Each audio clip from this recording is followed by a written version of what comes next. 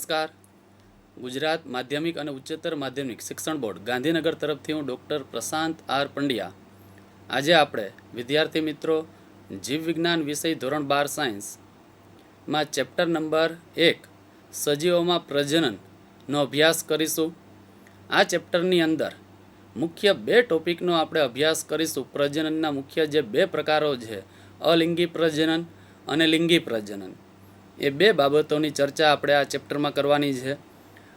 અલિંગી પ્રજનન એટલે કે એક જ પિતૃ ભાગ ભજવતા હોય અને જન્યુઓનું નિર્માણ થતું હોય અથવા તો જન્યુ નિર્માણ વગર પણ સંતતિ નિર્માણ થતી હોય તો એ ઘટનાને આપણે અલિંગી પ્રજનન તરીકે ઓળખશું.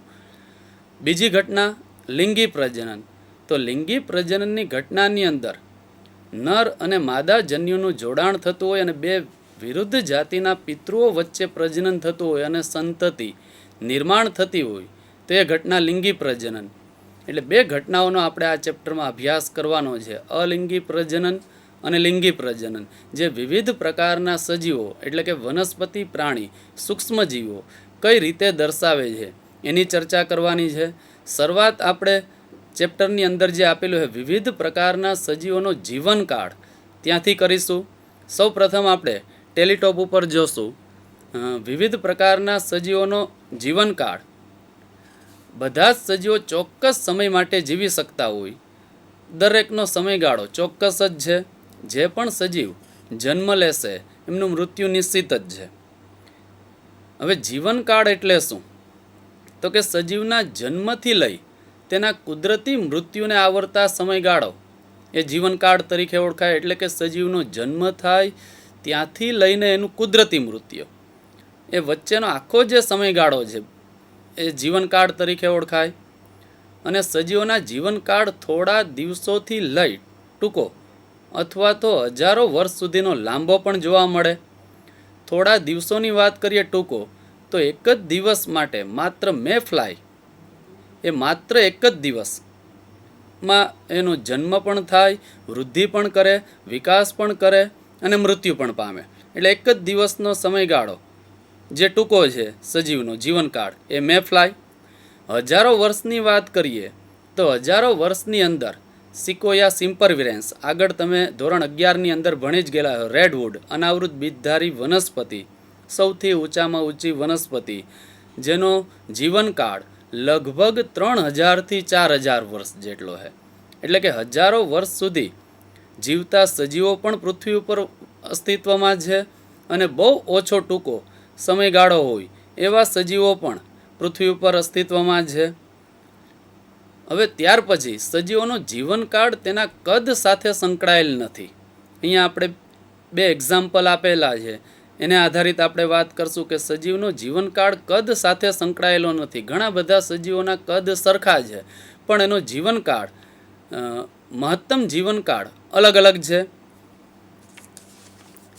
દાખલા તરીકે અહીંયા આપેલું છે આપણને, કાગડા અને પોપટના કદમાં ખાસ તફાવત જોવા મળતો નથી. બંનેનું કદ જોશું તો સરખું જ છે, પરંતુ કાગડો 15 વર્ષ સુધી, મહત્તમ જીવનકાળ એનું 15 વર્ષ છે, જ્યારે પોપટની વાત કરીએ તો એનું મહત્તમ આયુષ્ય 140 વર્ષ છે.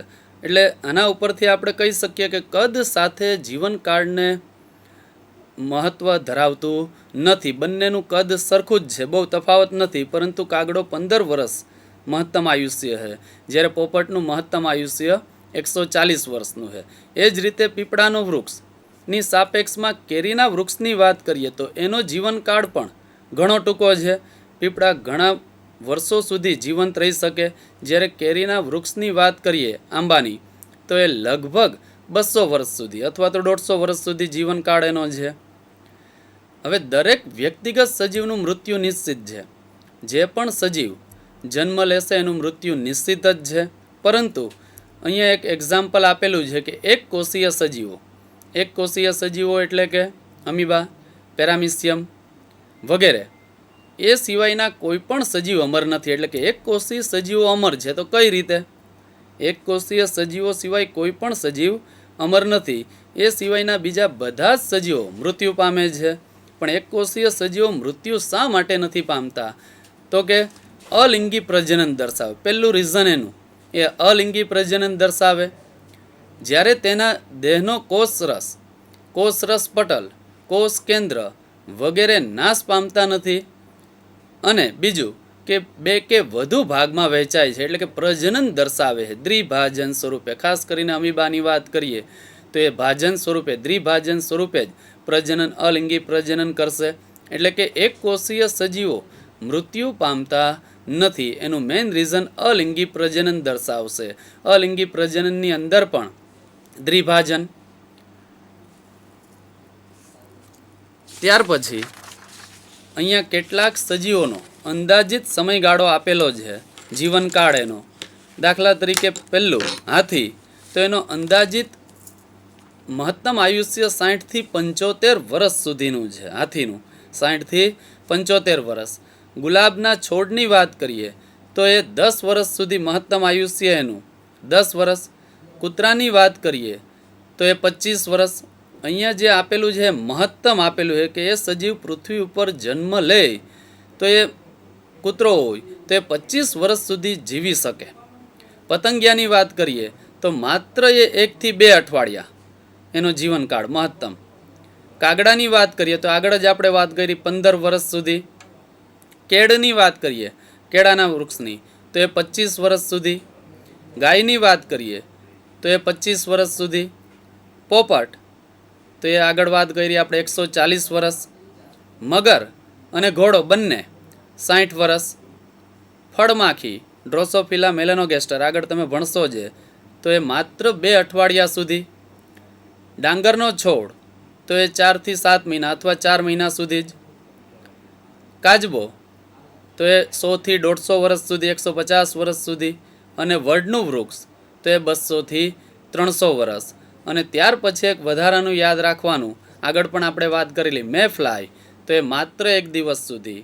અને સિકોયા સિમ્પરવિરેન્સ રેડવુડ તો એ સૌથી વધારે આયુષ્ય ધરાવતું સજીવ છે, જેનું આયુષ્ય 3000 થી 4000 વર્ષ સુધી છે. એટલે આ કેટલાક સજીવોનો અંદાજિત સમયગાળો જે આપેલો છે એ ખાસ યાદ રાખવાનો થશે આપણે. હાથી તો યાદ રાખવાનું 60 થી 75 વર્ષ. ગુલાબ તો કે 10 વર્ષ. કૂતરો તો કે 25 વર્ષ. પતંગિયું તો કે 1 થી 2 અઠવાડિયા. કાગડો તો કે 15 વર્ષ. કેળ, ગાય બંને 25 વર્ષ. પોપટ 140 વર્ષ. મગર અને ઘોડો બંને 60 વર્ષ. ફળમાખી યાદ રાખવાનું 2 અઠવાડિયા એટલે કે 15 દિવસ સુધી. ડાંગરનો છોડ તો કે 4 મહિના. કાજબો તો કે 100 થી 150 વર્ષ. અને વડનું વૃક્ષ તો કે 200 થી 300 વર્ષ. ચાલો હવે આપણે શરૂઆત કરીએ પ્રજનન. પ્રજનનની પ્રક્રિયા આખી જૈવિક પ્રક્રિયા છે. પ્રજનન દ્વારા પોતાને મળતી આવે તેવી જ સંતતિ ઉત્પન્ન કરે અને સજીવ પુખ્ત વયે પોતાના જેવો જ નવો સજીવ નિર્માણ કરવાની પ્રક્રિયાને પ્રજનન તરીકે ઓળખાય. પ્રજનન સજીવ કરશે એટલે એ સંતતિ વૃદ્ધિ પામે. જન્મ લેશે એટલે પહેલાં વૃદ્ધિ પામશે, પુખ્ત બને અને ત્યારબાદ નવી સંતતિ એ ઉત્પન્ન કરશે. આમ સજીવમાં જન્મ, વૃદ્ધિ અને મૃત્યુનું ચક્ર સતત ચાલ્યા કરશે. એટલે કે પ્રજનન કરશે તો જ સજીવ જન્મ લેશે નવો. એ જન્મ લેતો સજીવ ત્યારબાદ વૃદ્ધિ પામે, વિવિધ તબક્કાઓમાંથી એ પસાર થાય અને ત્યારબાદ એ મૃત્યુ પામે. એટલે આ પૃથ્વી ઉપર આ સતત ચક્ર ચાલ્યા કરશે, જન્મ, વૃદ્ધિ અને મૃત્યુનું. હવે પ્રજનનની મહત્ત્વની વાત કરીએ, કઈ જગ્યાએ મહત્ત્વ રહેલું છે તો કે પ્રજનન દ્વારા જાતિઓમાં પેઢી દર પેઢી જીવ સાતત્ય જળવાય. પહેલું મહત્ત્વ એ કે પ્રજનન કરશે સજીવ તો જ પેઢી દર પેઢી જીવ સાતત્ય જળવાશે. જો સજીવ પ્રજનન નહીં કરે તો એ સજીવ ધીમે ધીમે પૃથ્વી ઉપરથી એનું અસ્તિત્વ જોખમમાં મુકાય, એને નાશ પામવાની પણ સંભાવના ખરી જો પ્રજનનની ક્રિયા દર્શાવે નહીં તો. અને બીજું મહત્ત્વ કે પ્રજનન કરશે સજીવ તો જ મૃત્યુ પામનાર સજીવનું એ સ્થાન લેશે. એટલે આ 2 મહત્ત્વ એના પ્રજનનની પ્રક્રિયાના છે. એક તો પહેલું પેઢી દર પેઢી જીવ સાતત્ય જાળવવામાં અને બીજું મૃત્યુ પામનાર સજીવોનું સ્થાન લેશે. હવે ત્યારબાદ આપણે વાત કરીએ કે સજીવ કઈ રીતે પ્રજનન કરે, તેના માટે કયા પરિબળો જવાબદાર. તો એમાં પહેલું પરિબળ યાદ રાખવાનું નિવાસ સ્થાન. પહેલું પરિબળ નિવાસ સ્થાન, કઈ જગ્યાએ એ સજીવ વસવાટ કરે છે પહેલું પરિબળ અસર કરશે એને. ત્યાર પછી એમના શરીરની અંદર થતી વિવિધ પ્રકારની આંતરિક દેહ ધર્મ ક્રિયા, અને ત્યાર પછી અન્ય બીજા બાહ્ય પરિબળો સામૂહિક રીતે જવાબદાર હોય. એટલે આ 3 પરિબળો અસર કરશે. પહેલું નિવાસ સ્થાન, એ કઈ જગ્યાએ વસવાટ કરે છે. બીજું પરિબળ અસર કરે એના શરીરની આંતરિક દેહ ધર્મ ક્રિયાઓ કઈ રીતે દાખવે છે. અને ત્રીજું અન્ય બીજા પરિબળોની અંદર પર્યાવરણીય પરિબળો પણ અસર કરતા હોય. આગળના ચેપ્ટરમાં તમે ભણશો કે તાપમાન આધારિત પણ ઘણા સજીવો પ્રજનન દર્શાવે છે. આગળના ધોરણમાં પણ તમે ભણી જ ગયેલા છો કાચબો અને ગરોળીની અંદર કે ત્યાં તાપમાન આધારિત પ્રજનન દર્શાવશે. નર બને કે માદા એ અસર કરશે ત્યાં તાપમાન.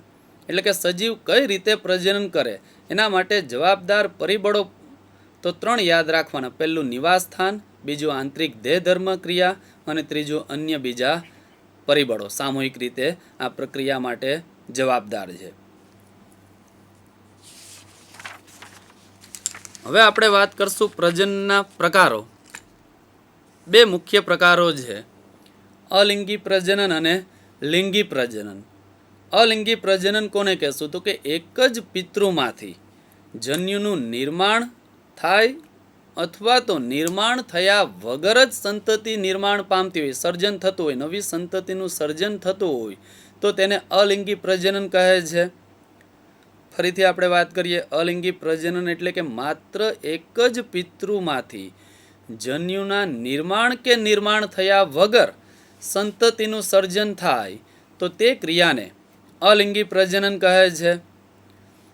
બીજી પ્રક્રિયા લિંગી પ્રજનન. જ્યારે 2 વિરુદ્ધ જાતિના પ્રજનનની ક્રિયામાં ભાગ લેતા હોય અને નર અને માદા જન્યુનું જોડાણ થતું હોય તો તેને લિંગી પ્રજનન કહે છે.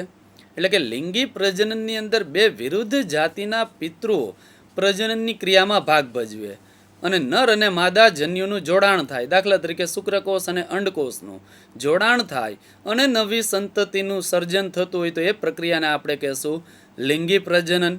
એટલે આ 2 પ્રક્રિયાઓ પ્રજનનના મુખ્ય 2 પ્રકારોની ચર્ચા આપણે હવે કરવાની, અલિંગી અને લિંગી. અલિંગીની અંદર યાદ રાખવાનું કે માત્ર એક જ પિતૃ ભાગ ભજવતો હોય, લિંગીની અંદર યાદ રાખવાનું કે 2 પિતૃ ભાગ ભજવતા હોય.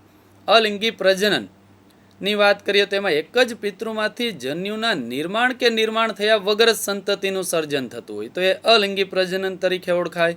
લિંગી પ્રજનનની અંદર તો કે 2 પિતૃ વિરુદ્ધ જાતિના હોય, એ પ્રજનનની ક્રિયામાં ભાગ લઈ નર માદા જન્યુનું જોડાણ થાય અને નવી સંતતિ નિર્માણ થતી હોય તો એ ઘટનાને આપણે લિંગી પ્રજનન તરીકે ઓળખશું.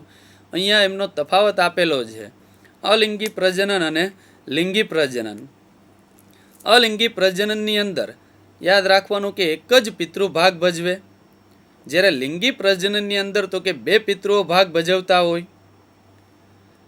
અલિંગી પ્રજનનમાં ફક્ત સમભાજન દ્વારા જ નવી સંતતિ સર્જાય, સમવિભાજન. જ્યારે લિંગી પ્રજનનની અંદર તો કે અર્ધીકરણની પ્રક્રિયા જરૂરી છે, એટલે ત્યાં અર્ધીકરણ થાય છે. અલિંગી પ્રજનનની વાત કરીએ તો એ સરળ અને ઝડપી છે. ખૂબ જ સરળ પ્રકારનું પ્રજનન તો કે અલિંગી અને ઝડપી પ્રક્રિયા આખી.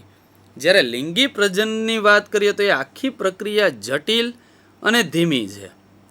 જટિલ અને ધીમી લિંગી પ્રજનનની પ્રક્રિયા. અને ખાસ મહત્વનો મુદ્દો કે અલિંગી પ્રજનન થતું હોય તો એ ઉદ વિકાસમાં મહત્વ ધરાવતું નથી. શા માટે? તો કે માત્ર એમાં એક જ સજીવ ભાગ ભજવતો હોય. અલિંગી પ્રજનનની પ્રક્રિયા થતી હોય તો એમાં માત્ર એક જ સજીવ ભાગ ભજવે એટલે ઉદ વિકાસની અંદર એ મહત્વ દર્શાવતું નથી.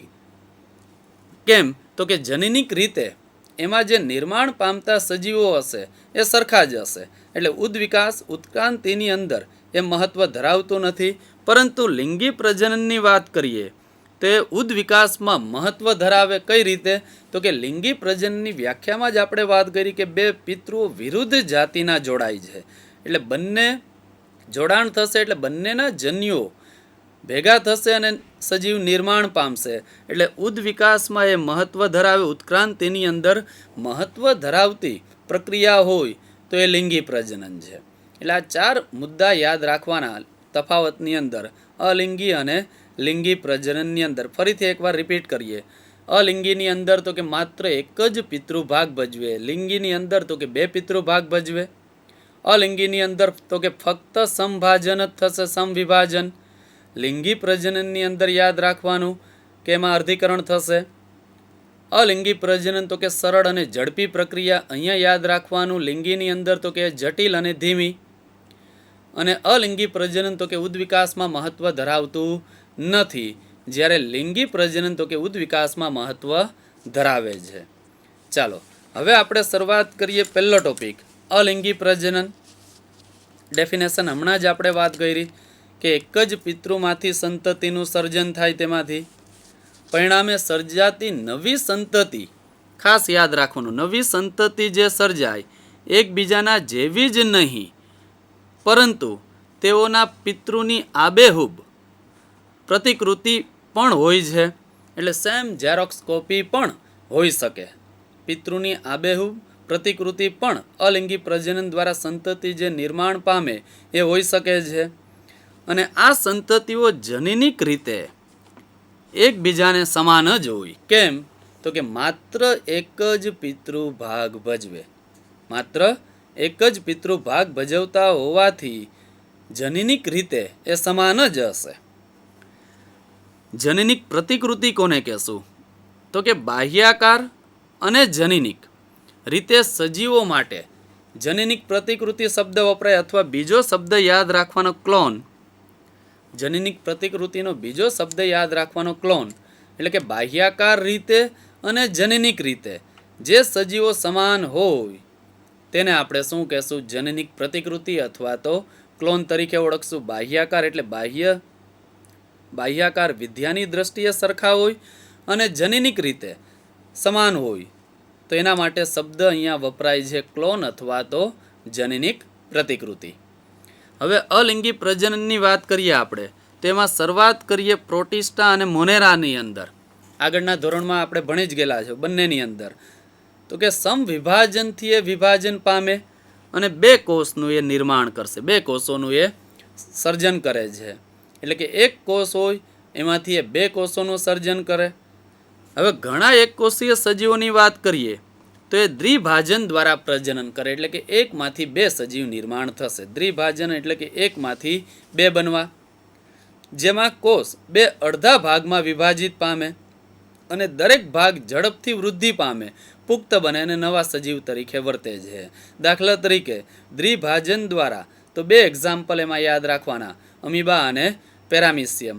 બંનેની અંદર દ્વિભાજન દ્વારા એ પ્રજનન કરશે. એટલે અલિંગી પ્રજનનની જ પદ્ધતિ દ્વિભાજન. ત્યાર પછી વાત કરીએ ઈસ્ટ. ફૂગની અંદર, એક કોષીય ફૂગની અંદર વિભાજન અસમાન રીતે થતું હોય અને નાની કલિકાઓનું એ સર્જન કરે, જે પ્રારંભમાં પિતૃકોષ સાથે જોડાયેલી જ રહે. ત્યાર પછી એ કલિકાઓ છેવટે છૂટી પડે અને નવા ઈસ્ટ તરીકે પુખ્ત બને, તો આપણે એને કલિકા સર્જન તરીકે ઓળખશું. એટલે બીજો પ્રકાર અલિંગી પ્રજનનનો તો કે કલિકા સર્જન. કલિકા સર્જન 2 પ્રકારે થશે, બાહ્ય કલિકા સર્જન અને અંતઃકલિકા સર્જન. બાહ્ય કલિકા સર્જન તરીકે ઉદાહરણ યાદ રાખવાનું આપણે ઈસ્ટ. બાહ્ય કલિકા સર્જનમાં એક્ઝામ્પલ આપણે યાદ રાખવાનું ઈસ્ટ. કઈ રીતે બાહ્ય કલિકા સર્જનની અંદર? ઈસ્ટની અંદર તો કે શરીરની બહાર કલિકાઓ નિર્માણ પામે, નાની નાની કલિકાઓ નિર્માણ પામે, એ પુખ્ત બને, ત્યાર પછી પિતૃથી એ છૂટી પડે અને નવા સજીવ તરીકે વિકસે. આથી એને આપણે શું કહેશું? બાહ્ય કલિકા સર્જન. બીજો પ્રકાર આપણે પાછળ વાત કરશું અંતઃકલિકા સર્જન, તો ખાસ કરીને વાદળીની અંદર જોવા મળશે. એટલે બીજો પ્રકાર યાદ રાખવાનો કલિકા સર્જન, તો એમાં એક્ઝામ્પલ યાદ રાખવાનું ઈસ્ટ. ત્રીજો પ્રકાર વાત કરીએ બીજાણુ નિર્માણ.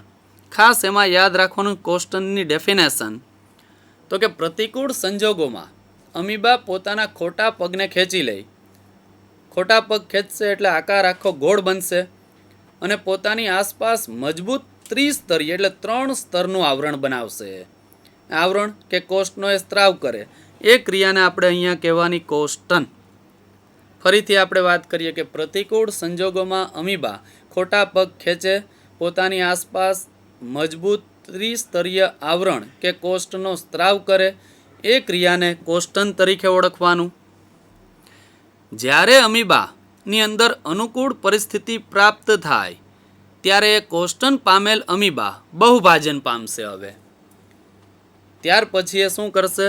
બહુભાજન પામે અને ઘણા સૂક્ષ્મ અમીબા અથવા તો કુટપાદીય બીજાણુનું એ નિર્માણ કરે. ત્રિસ્તરીય આવરણ જે હશે એની અંદર જ અમીબા બહુભાજન પામે એટલે એની અંદર ઘણા બધા સૂક્ષ્મ અમીબાઓ નિર્માણ પામે અથવા તો કુટપાદીય બીજાણુનું એ નિર્માણ કરે. ત્યારબાદ થોડા સમય પછી કોષ્ટની દિવાલ તૂટે એટલે ત્રિસ્તરીય આવરણ જે હતું એ કોઈ જગ્યાએથી તૂટે એટલે અંદર રહેલા સૂક્ષ્મ અમીબા અથવા તો કુટપાદીય બીજાણુઓ આસપાસના માધ્યમમાં એ મુક્ત થઈ જાય અને અમીબા તરીકે વૃદ્ધિ પામે. તો આ ક્રિયાને આપણે યાદ રાખવાનું, બીજાણુ નિર્માણ. ખાસ અગત્યની થિયરી પણ છે બીજાણુ નિર્માણ. ટૂંકમાં સમજાવો તો આપણે અહીંયા 2 ડેફિનેશન જ એમાં યાદ રાખવાની જ. પહેલી કોષ્ટન અને બીજું બીજાણુ નિર્માણ. એક્ઝામ્પલ એમાં યાદ રાખવાનું માત્ર એક અમીબા. પ્રતિકૂળ પરિસ્થિતિ પ્રાપ્ત થતી હોય ત્યારે અમીબા પોતાના ખોટા પગ ખેંચે, સંકોચે અને ત્રિસ્તરીય આવરણનું સર્જન કરે. ત્યારબાદ એની અંદર અમીબા બહુભાજન પામે. ત્રિસ્તરીય આવરણ કોષ્ટન જે હશે તેની અંદર જ બહુભાજન પામે અને બહુભાજન પામી ઘણા બધા એમાં સૂક્ષ્મ અમીબા અથવા તો કુટપાદીય બીજાણુનું એ નિર્માણ કરે. હવે બીજાણુ અંદર અથવા તો સૂક્ષ્મ અમીબા અંદર હશે ત્યારબાદ એ કોષ્ટન જે હશે એ કોઈ જગ્યાએથી ફાટે એટલે નાના નાના સૂક્ષ્મ અમીબાઓ મુક્ત થશે અને એ અમીબા વૃદ્ધિ પામશે. તો એ પ્રક્રિયાને આપણે યાદ રાખવાનું, બીજાણુ નિર્માણ. એટલે આ ખાસ અગત્યની થિયરી છે, બીજાણુ નિર્માણ સમજાવો. ત્યારબાદ બીજાણુઓની વાત કરીએ. 2 પ્રકારના બીજાણુઓ અહીંયા આપેલા છે આપણને. પહેલું ચલ બીજાણુ, બીજું કણી બીજાણુ. ચલ બીજાણુની વાત કરીએ તો એ સૂક્ષ્મદર્શી ચલિત રચનાઓ જ છે. ચલ બીજાણુ એટલે કે ચલિત હોય તો એ કસા ધરાવતી હોય તો જે ચલિત હોય અને જે લીલમાં જોવા મળે. એક્ઝામ્પલ તરીકે એમાં યાદ રાખવાનું ક્લેબિડોમોનાસના ચલ બીજાણુ કસા ધરાવતા હોય એટલે હલનચલન દર્શાવશે, આથી એ ચલ બીજાણુ તરીકે ઓળખાય. બીજા આપેલા છે કણી બીજાણુ. તો કણી બીજાણુ તો કે સ્થળ જ ફૂગમાં જોવા મળશે. કણી બીજાણુ યાદ રાખવાની સ્થળ જ ફૂગમાં જોવા મળે અને એમાં એક્ઝામ્પલ આપણે યાદ રાખવાનું પેનિસિલિયમના કણી બીજાણુ. એ સિવાય બાહ્ય કલિકા સર્જન તો કે હાઇડ્રામાં જોવા મળશે અને અંતઃકલિકા સર્જન તો કે વાદળીમાં જોવા મળશે. આગળ પણ હમણાં આપણે ઈસ્ટની વાત કરેલી કે ઈસ્ટની અંદર પણ કલિકા સર્જન સ્વરૂપે જ પ્રજનન થાય, અલિંગી પ્રજનન. શરીરની બહાર કલિકાઓ, નાની નાની કલિકાઓ નિર્માણ પામે અને પુખ્ત બને ત્યારબાદ પિતૃથી એ છૂટી પડે અને નવા સજીવ તરીકે વર્તે. એ જ રીતે અહીંયા હાઇડ્રાની અંદર પણ શરીરની બહાર જ નાની કલિકાઓ નિર્માણ પામે અને પુખ્ત બને ત્યારબાદ એ પિતૃથી છૂટવું પડી નવા સજીવ તરીકે ઓળખાય હાઇડ્રાની અંદર. અને અંતઃકલિકા સર્જન તો એમાં એક્ઝામ્પલ આપણે યાદ રાખવાનું વાદળી. અહીંયા ચારેયની આકૃતિ હું તમને બતાવીશ. પહેલું ક્લેમિડોમોનાસ. ક્લેમિડોમોનાસની અંદર કસા છે એટલે એ જે બીજાણુઓ નિર્માણ પામશે, બીજાણુઓ નિર્માણ પામેલા એ કેવા હશે તો કે ચલિત. ક્લેમિડોમોનાસ લીલની અંદર ચલ બીજાણુ. બીજા આપણે વાત કરેલી કણી બીજાણુ તો એમાં એક્ઝામ્પલ ફૂગની વાત કરેલી. કણી બીજાણુની અંદર કણી બીજાણુ આ આકૃતિમાં જે દર્શાવે છે આ ભાગ એ કણી બીજાણુ છે જે ખાસ કરીને ફૂગમાં, પેનિસિલિયમ ફૂગમાં જોવા મળશે. ત્રીજી આકૃતિ હાઇડ્રાની અંદર બાહ્ય કલિકા સર્જન. આ આખું હાઇડ્રા છે. અહીંયા બહારના ભાગે કલિકાઓનું નિર્માણ થયેલું છે આ કલિકા જ્યારે પુખ્ત બને ત્યારે અહીંથી પિતૃથી એ છૂટી પડી નવા સજીવ તરીકે વિકસશે. અને ચોથી આકૃતિ આપણને આપેલી છે વાદળીની અંદર અંતઃકલિકા સર્જન, અને આપણે જેમ્યુલ્સ તરીકે પણ ઓળખી શકીએ. આ પણ આવરણ જ આવેલું હોય, અંદર વિશિષ્ટ પ્રકારના કોષ સમૂહ વિભેદિત થાય, અંદરના ભાગે નવો સજીવ નિર્માણ થાય અને ત્યાર પછી એ પિતૃથી છૂટું પડે. અંદરના ભાગે નવો સજીવ નિર્માણ થાય અને પિતૃથી છૂટું પડતું હોવાથી આપણે એને અંતઃકલિકા સર્જન તરીકે ઓળખવાનું. ઉદાહરણ તરીકે વાદળી. બાહ્ય કલિકા તો કે હાઇડ્રા. ચલ બીજાણુ તો કે ક્લેમિડોમોનાસ નામની લીલ. અને કણી બીજાણુ તો કે પેનિસિલિયમ ફૂગમાં જોવા મળશે.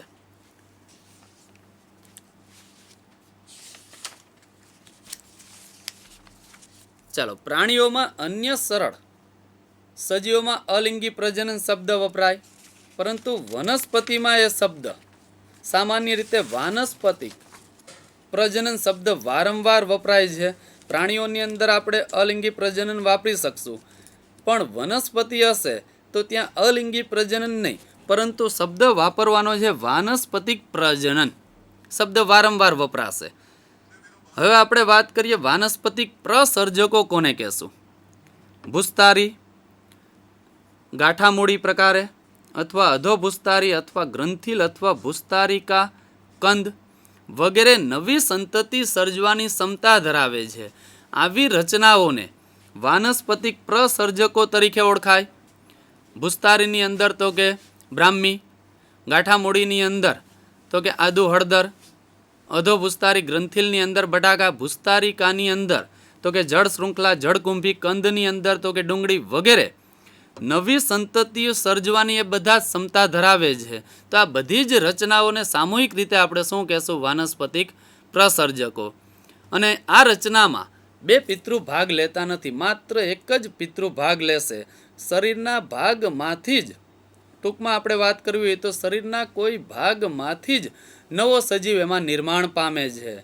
એટલે એને વાનસ્પતિક પ્રસર્જકો અથવા વાનસ્પતિક પ્રજનન તરીકે આપણે ઓળખી શકીએ. વિવિધ રચનાઓ જે છે ભૂસ્તારી, ભૂસ્તારિકા અથવા તો કંદ, ગાંઠામૂળી અથવા તો અધોભૂસ્તારી અથવા તો વીરો, ઘણી બધી રચનાઓ એવી છે કે જે વનસ્પતિના ભાગમાંથી જ નવો છોડ નિર્માણ થાય છે. તો એ વાનસ્પતિક પ્રસર્જક અથવા તો વાનસ્પતિક પ્રજનન તરીકે ઓળખાય છે.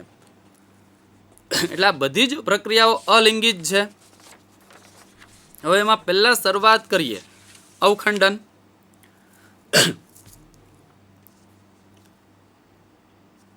અવખંડનની અંદર કેટલાક સજીવોમાં સજીવ દેહ અલગ ભાગો કે ટુકડામાં તૂટીને વિભાજિત થતો હોય અને દરેક ટુકડો પુખ્ત પ્રાણીમાં ફેરવાય છે. પણ જ્યારે એમને પોષણ મળે ત્યારે એ ટુકડો પુખ્ત બનશે. દાખલા તરીકે તમે આગળના ધોરણમાં ભણીને આવેલા છો અવખંડન 10માની અંદર જ. પ્લેનેરિયા, તારા માછલી, હાઇડ્રા. પ્લેનેરિયાના 3-4 ટુકડાઓ થશે તો એ 4 નવા સજીવ તરીકે નિર્માણ થઈ શકે. પણ ક્યારે? તો કે 4 ટુકડાઓ એક પ્લેનેરિયાના થયેલા હશે, પણ એ ચારેયને પોષણ જ્યારે પૂરતા પ્રમાણમાં મળશે ત્યારે એ નવા સજીવ તરીકે વિકસશે.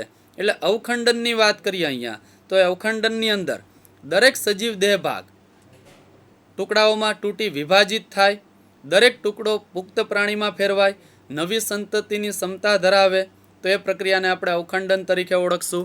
અહીંયા આપણે એક એક્ઝામ્પલ યાદ રાખવાનું, હાઇડ્રા.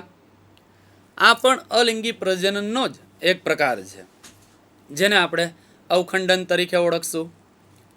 ત્યાર પછી જળાશયોમાં સાપ કે ટેરર ઓફ બેંગાલ ઓળખાતી વનસ્પતિ ટેરર ઓફ બેંગાલ તરીકે અથવા જળાશયોમાં સાપ તરીકે ઓળખાતી વનસ્પતિ તો કે જળકુંભી.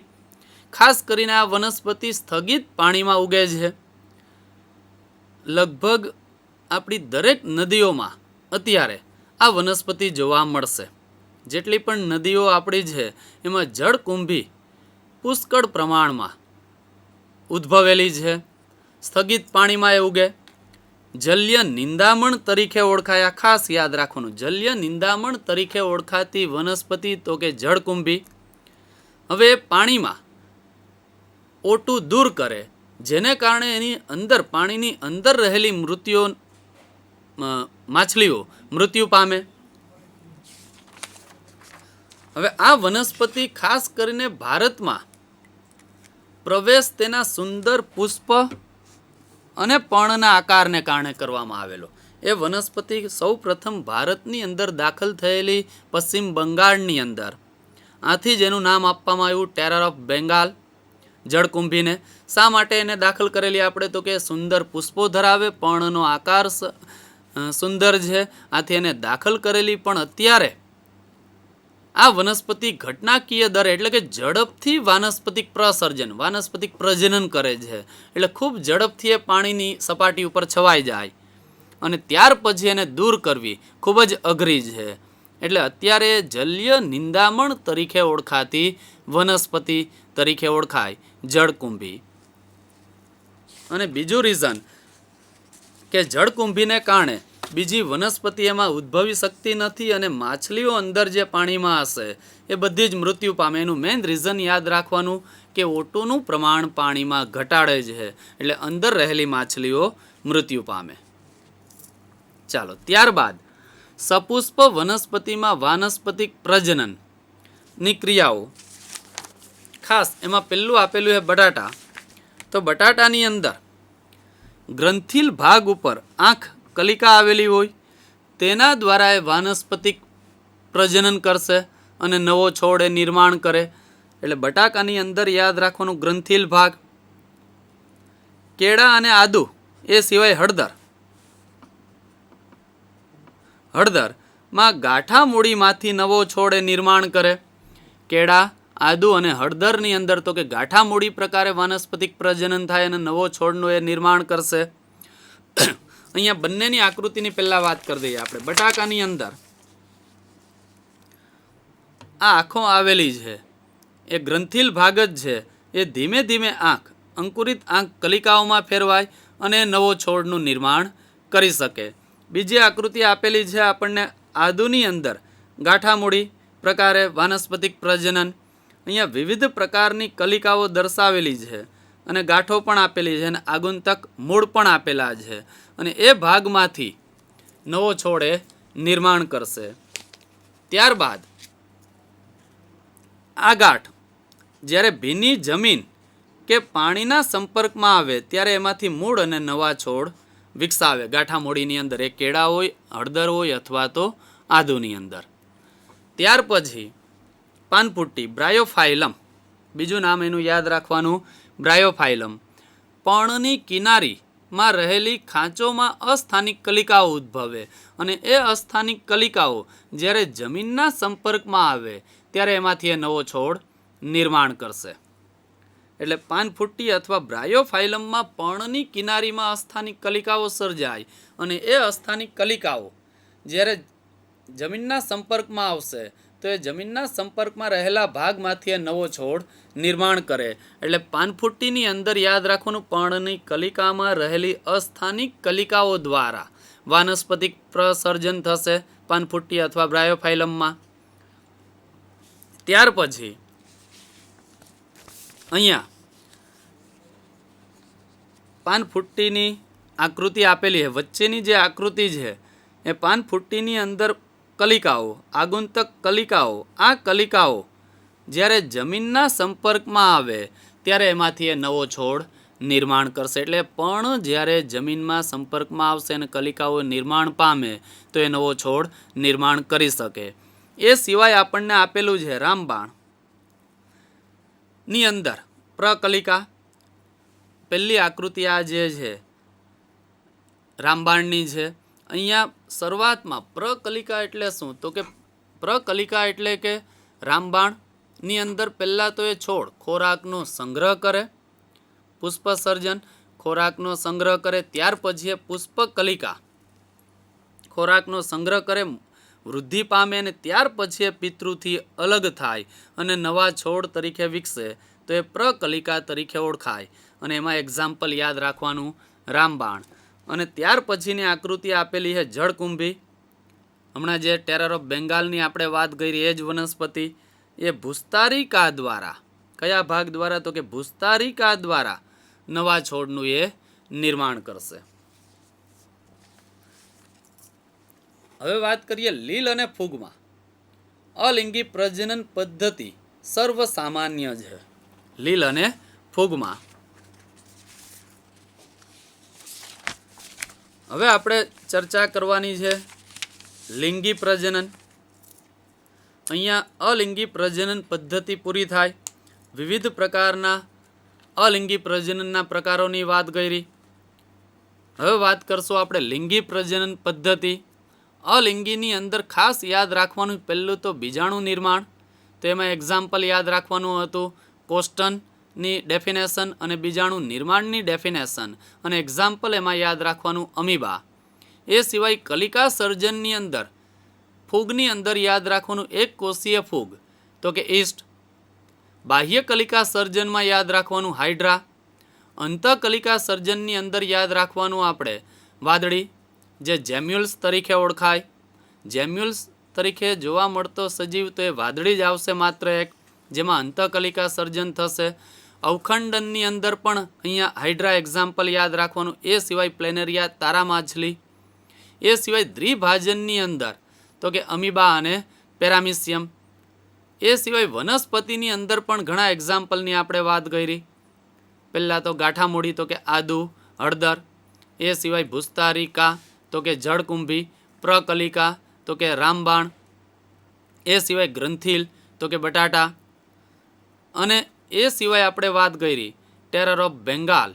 તો એમાં એક એક્ઝામ્પલ યાદ રાખવાનું જળકુંભી, જે શેના માટે ભારતની અંદર દાખલ કરવામાં આવેલી તો કે આકર્ષક સુંદર પુષ્પો ધરાવતું હતું અને સુંદર પર્ણને કારણે ભારતમાં દાખલ કરેલી, પણ અત્યારે એને દૂર કરવી આપણા માટે અઘરી છે, કેમ કે એનું વાનસ્પતિક પ્રસર્જન ખૂબ જ ઝડપી દરે વૃદ્ધિ પામે છે. એટલે ઝડપથી એ નદીઓની અંદર એ પથરાઈ જાય છે. એટલે અત્યારે જળકુંભી આપણા માટે જલ્ય નિંદામણ તરીકે ઓળખાય છે, જે દૂર થતી નથી. હવે આપણે વાત કરશું લિંગી પ્રજનન.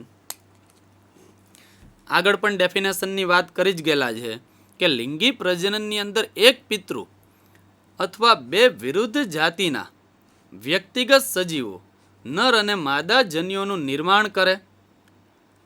આ જન્યો જોડાય અને યુગ્મનદનું નિર્માણ કરે અને તેમાંથી નવો સજીવ બને છે.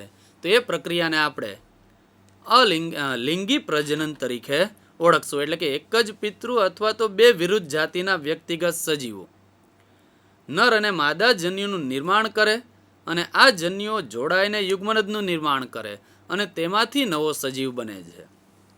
હવે વિવિધ સજીવો જેવા કે વનસ્પતિઓ, પ્રાણીઓ અને ફૂગ બાહ્યાકાર વિદ્યા, દેહધર્મ વિદ્યા, અંતઃરચનામાં જુદાપણું દર્શાવશે. બાહ્યાકાર વિદ્યાની દ્રષ્ટિએ બધા જ સજીવો અલગ જ હશે. દેહધર્મ, પાચન, શ્વસન, ઉત્સર્જનની પ્રક્રિયાઓ છે એ પણ બધાની અલગ જ હશે. આંતરિક રચનાઓ, અંતઃરચના પણ જુદી જ હશે. પણ યાદ રાખવાનું કે લિંગી પ્રજનન પદ્ધતિ બાબતે આ બધા જ સજીવો સરખાપણું દર્શાવે છે. એ વનસ્પતિ હોય, પ્રાણીઓ હોય કે ફૂગ હોય, બધા જ બાહ્યાકાર, દેહધાર્મિક અથવા તો અંતઃ વિદ્યાની દ્રષ્ટિએ જુદા ભલે હોય, પણ લિંગી પ્રજનનની બાબતે બધા જ કેવા હશે? સરખા. હવે એમાં ખાસ પહેલો તબક્કો આપણે જે વાત કરવાની, જુવેનાઇલ તબક્કો. જુવેનાઇલ તબક્કો તો કે બધા જ સજીવો લિંગી પ્રજનન કરે તે પહેલાં તેમના જીવનમાં, એટલે કે એનો જન્મ થાય, કોઈ પણ સજીવનો જન્મ થાય ત્યાંથી લઈ એ લિંગી પ્રજનન કરે ત્યાં સુધીનો એ સમયગાળો, એટલે કે જીવનમાં વૃદ્ધિ અને પરિપક્વતાના નિશ્ચિત તબક્કે પહોંચે છે. અને વૃદ્ધિના આ સમયગાળાને આપણે શું કહેશું? જુવેનાઇલ તબક્કો. એટલે કે બધા જ સજીવો લિંગી પ્રજનન કરે એ પહેલાંનો સમયગાળો, એટલે કે એનો જન્મ થાય ત્યારથી લઈને પ્રજનન તબક્કાની શરૂઆત થાય એ વચ્ચેનો આખો સમયગાળાને આપણે અહીંયા જુવેનાઇલ તબક્કા તરીકે ઓળખવાનું. અને વનસ્પતિ હોય તો એમાં આપણે તેમને વાનસ્પતિક તબક્કા તરીકે ઓળખવાનું. પ્રાણી હોય તો એ જુવેનાઇલ તબક્કો, વનસ્પતિ હોય તો યાદ રાખવાનું વાનસ્પતિક તબક્કો. ચાલો, ઉચ્ચ કક્ષાની વનસ્પતિમાં પુષ્પ સર્જન સાથે પ્રાજનિક તબક્કાની શરૂઆત થાય અને જુવેનાઇલ અને વાનસ્પતિક તબક્કાનો અંત આવે. આપણે હમણાં જ વાત કરી જુવેનાઇલ, તો કે એનો જન્મથી લઈને પ્રજનનની શરૂઆત કરે ત્યાં સુધીનો એ સમયગાળો એ જુવેનાઇલ અથવા વાનસ્પતિક તબક્કા તરીકે ઓળખાય. એટલે કે પુષ્પ સર્જન વનસ્પતિ હોય તો એમાં પુષ્પ સર્જન થાય એટલે પ્રાજનિક તબક્કાની પ્રજનનની એની શરૂઆત થઈ જાય, એટલે ત્યારે જુવેનાઇલ કે વાનસ્પતિક તબક્કો અંત પામે.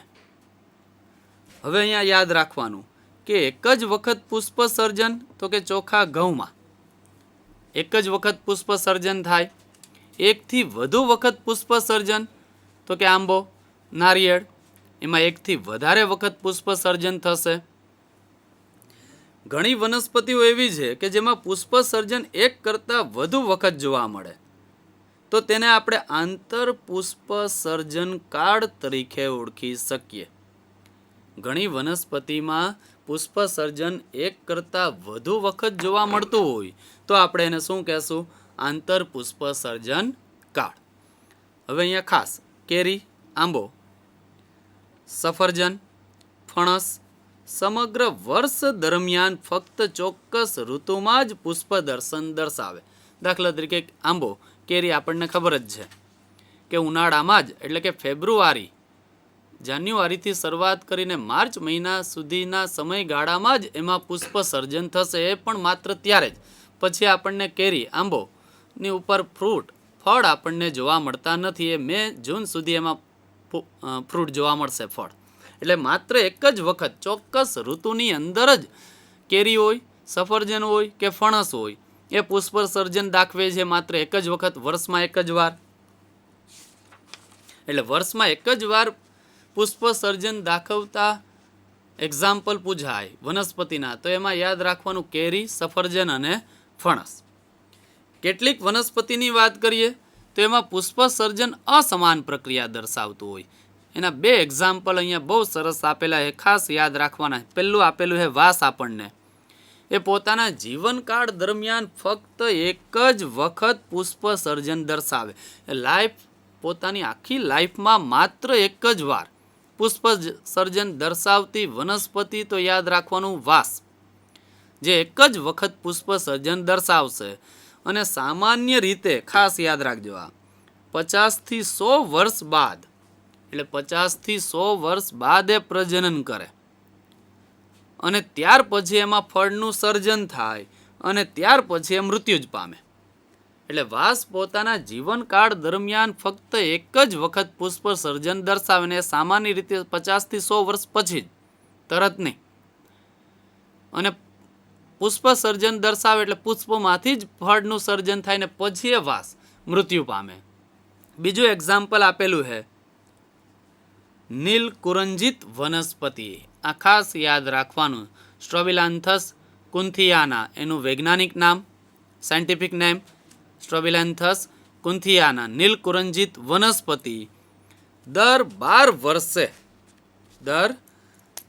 વર્ષે ફક્ત એક જ વખત પુષ્પ સર્જન દર્શાવે. દર 12 વર્ષે એમાં માત્ર એક જ વાર પુષ્પનું સર્જન થાય. પછી હમણાં એક્ઝામ્પલ એમાં વાત કરીએ 2006માં સપ્ટેમ્બર ઓક્ટોબર મહિનામાં એમાં પુષ્પ સર્જન થયેલું, 2006માં થયેલું. છેલ્લે હમણાં 2018માં પણ સપ્ટેમ્બર ઓક્ટોબરમાં એમાં પુષ્પનું સર્જન થઈ ગયેલું છે. હવે ફરીથી 12 વર્ષ, આ 19 ચાલે, હવે 12 વર્ષ પછી ફરીથી પાછું નીલકુરંજિત વનસ્પતિની અંદર પુષ્પનું સર્જન થશે. એટલે દર 12 વર્ષે એક જ વખત પુષ્પનું સર્જન કરે છે એ વનસ્પતિ યાદ રાખવાની નીલકુરંજિત, અથવા વૈજ્ઞાનિક નામ પૂછાય તો યાદ રાખવાનું સ્ટ્રોબિલાન્થસ કુન્થિયાના. દર 12 વર્ષે એક જ વખત પુષ્પનું સર્જન કરશે અને છેલ્લે 2006માં સપ્ટેમ્બર ઓક્ટોબર મહિનાની અંદર એમાં પુષ્પ સર્જન થયેલું. અને ખાસ કરીને કઈ જગ્યાએ જોવા મળે આ વનસ્પતિ નીલકુરંજિત? તો એ પુષ્પ સમૂહ ખાસ તમે કેરળની અંદર, તમિલનાડુની અંદર અને કર્ણાટકના જે પર્વતીય વિસ્તારો, પ્રદેશો છે એમાં વાદળી પટ્ટા બનાવેલા હતા 2006માં અને 2018માં, અને મોટી સંખ્યામાં પર્યટકોને આકર્ષ્યા હતા. એટલે કે વાદળી રંગના એમાં પુષ્પનું એ સર્જન થાય. એટલે આખો પર્વતીય વિસ્તાર એ કેરળ, તમિલનાડુ અને કર્ણાટકનો પર્વતીય વિસ્તાર છે એ આખો પર્વતીય વિસ્તાર વાદળી પટ્ટામાં ફેરવાઈ જાય. એટલે ત્યાં પર્યટકોને આ વનસ્પતિ નીલકુરંજિત આકર્ષે છે. છેલ્લે 2006 અને 18 આ 2 સાલ યાદ રાખવાની. અત્યારે આપણે યાદ રાખવાની 2006 ની અંદર પુષ્પ સર્જન સપ્ટેમ્બર ઓક્ટોબરમાં થયેલું. એટલે દર 12 વર્ષે આ ખાસ દર 12 વર્ષે એક જ વખત પુષ્પ સર્જન દર્શાવતી વનસ્પતિ તો કે નીલકુરંજિત. એ જ રીતે વાસમાં યાદ રાખવાનું, લાઈફમાં એક જ વાર પોતાના જીવનકાળ દરમિયાન ફક્ત એક જ વખત પુષ્પનું નિર્માણ કરે. એ પણ ક્યારે? તો કે 50 થી 100 વર્ષ બાદ. 50 થી 100 વર્ષ બાદ મોટી સંખ્યામાં એ ફળનું સર્જન કરે અને પછી એ મૃત્યુ પામે. એટલે આ 2 અસમાન પ્રક્રિયા વનસ્પતિમાં પુષ્પ સર્જન માટે દર્શાવતા 2 એક્ઝામ્પલ આપેલા છે, વાસ અને નીલકુરંજિત.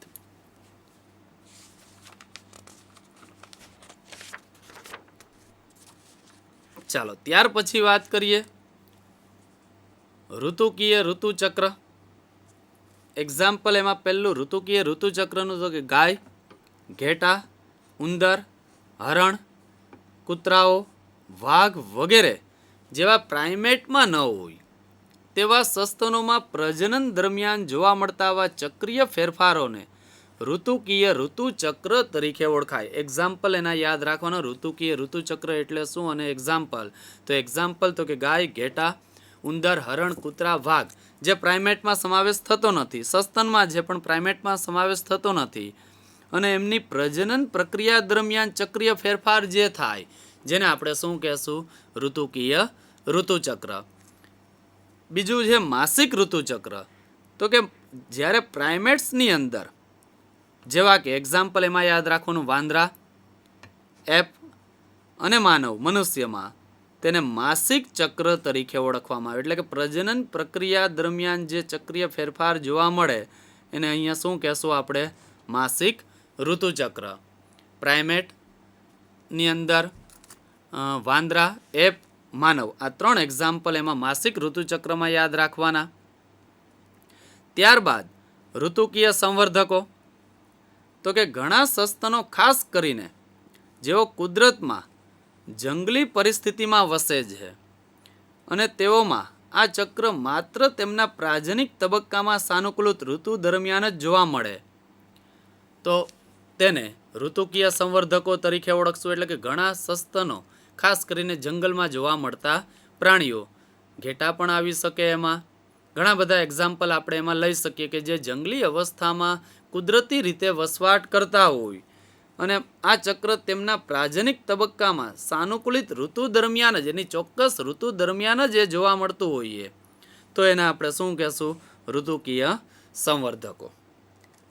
ચાલો વિદ્યાર્થી મિત્રો, આપણે અહીંયા આ લેક્ચરની અંદર અલિંગી પ્રજનન શરૂઆત આપણે જીવનકાળથી કરેલી.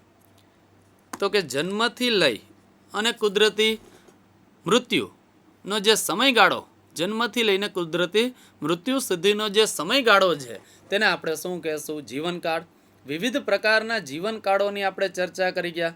હાથી હોય, ઘોડો અથવા તો ગાય, કૂતરો, પતંગિયા વગેરે, અથવા તો સૌથી વધુ આયુષ્ય ધરાવતી વનસ્પતિ તો કે સિકોયા સિમ્પરવિરેન્સ લગભગ 3000 થી 4000 વર્ષ સુધી આયુષ્ય ધરાવે.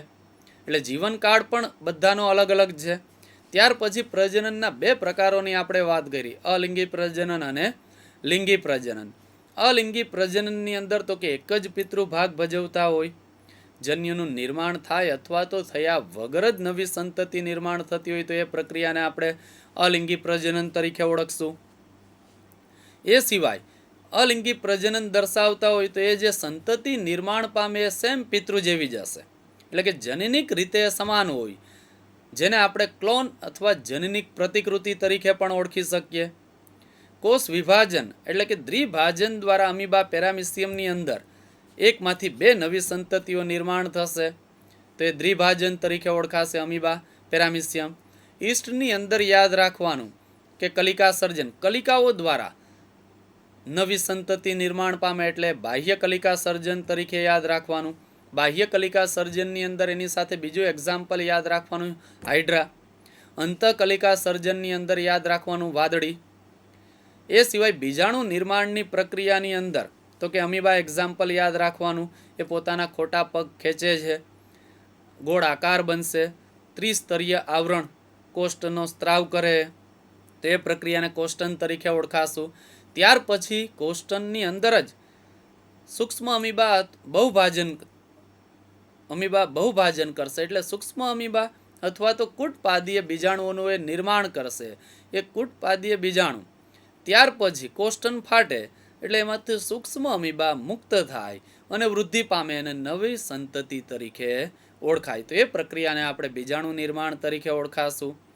એ સિવાય વનસ્પતિની અંદર પણ આપણે ઘણી બધી પ્રક્રિયાઓની વાત કરી કે વનસ્પતિની અંદર આપણે અલિંગી પ્રજનન નહીં, પ્રાણીઓ હોય તો એ અલિંગી પ્રજનન શબ્દ આપણે વાપરી શકશું, પણ અલિંગી પ્રજનન વનસ્પતિની અંદર તો કે વાનસ્પતિક પ્રજનન વારંવાર શબ્દ વપરાશે.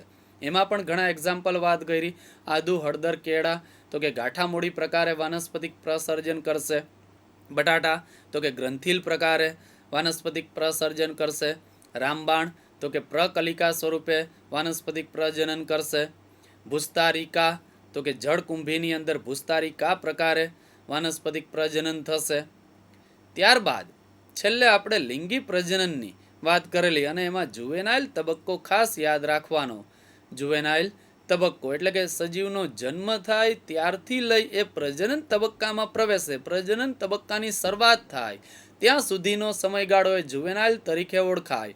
અને વનસ્પતિમાં આપણે એને વાનસ્પતિક પ્રજનન તરીકે ઓળખવાનું. પ્રાણી હોય તો ત્યાં જુવેનાઇલ તબક્કો, વનસ્પતિ હોય તો વાનસ્પતિક તબક્કો. નમસ્કાર.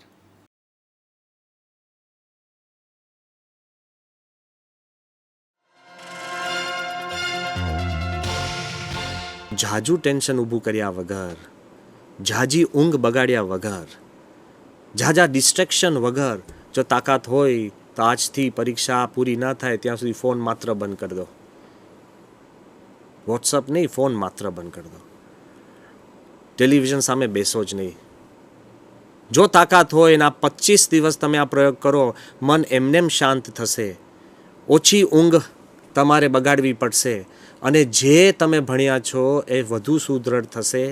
હું એવું કહેવા માંગતો જ નથી કે દરેકના 100% આવવા જોઈએ, પણ એટલી તો તમે ઈચ્છા રાખો કે જે તમે હકદાર છો, જે તમારી શક્તિ છે ને ક્ષમતા છે એ પ્રમાણે તો આપણે માર્ક્સ લાવીએ. તમે તમારા ખુદમાં વિશ્વાસ રાખજો. જો તમને જ તમારામાં વિશ્વાસ નહીં હોય તો કોઈ ટીચર, કોઈ પરીક્ષાર્થીઓ, કોઈ મિત્રો, કોઈ વાલીઓ, ખુદ ભગવાન પણ એને મદદ કરી શકતા નથી. Believe in yourself. તમે જે ભણો છો, જે મહેનત કરો છો એમાં આપ પોતામાં વિશ્વાસ